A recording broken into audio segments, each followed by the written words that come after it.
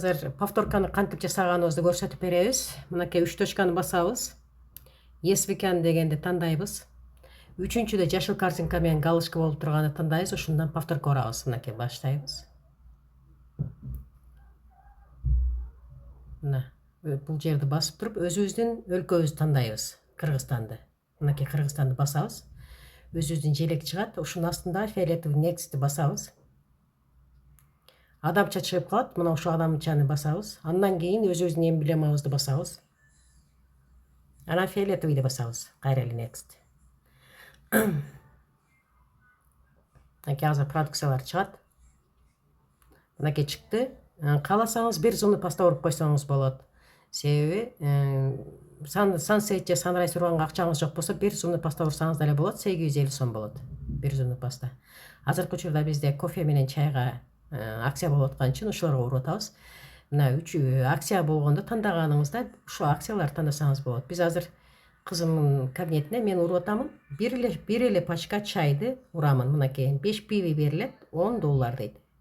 Комиссиясы менен ал $13 болот. Мынакей көктү эле бир эле басып коесуз. Эч нерсе кылбай эле повторка уратканда. Мына бир бастыңыз болду. Эч нерсе кылбастан туруп ылдый жакка түшөсүз.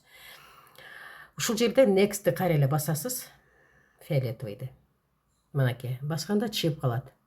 Эгерде сиз барабанга катышкыңыз келип атса, анда могу лайки дегенди басасыз, жашылды могу галочканы толтурасыз да, 25 сом турат. Бирок бизге кереги жок. Мына өзүбүздө эле жөн эле акциясы жок эле.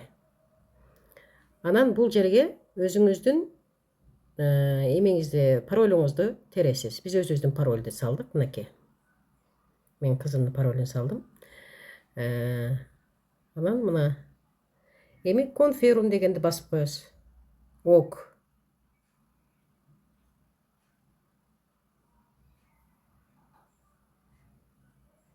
Мынакей чыкты.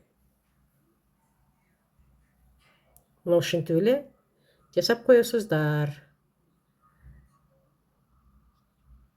Мынакей. Да кошелёкто $10 бар болчу, yes кошелёкто $3 бар болчу. Эмне үчүн эки жакта бөлүнүп турат? Себеби 20% контракт урасызбы, повторка урасызбы, ошол контракт менен повторкага кетип аткан акчаңыздан 20% ушул yes кошелёкто туруш керек. S валеттечи 20% туруш керек, калганы да кошелёкто болсо боло берет, ошондо уруло берет. Контрактпы, повторка, ошол үчүн биз эки жака бөлүп алдык. Да кошелёкто $10, ал эми S валетте $3 болду. $13 биз бир сүт чай урдук. Бир пачка эле. Ошону повторка кылып коерсок болот.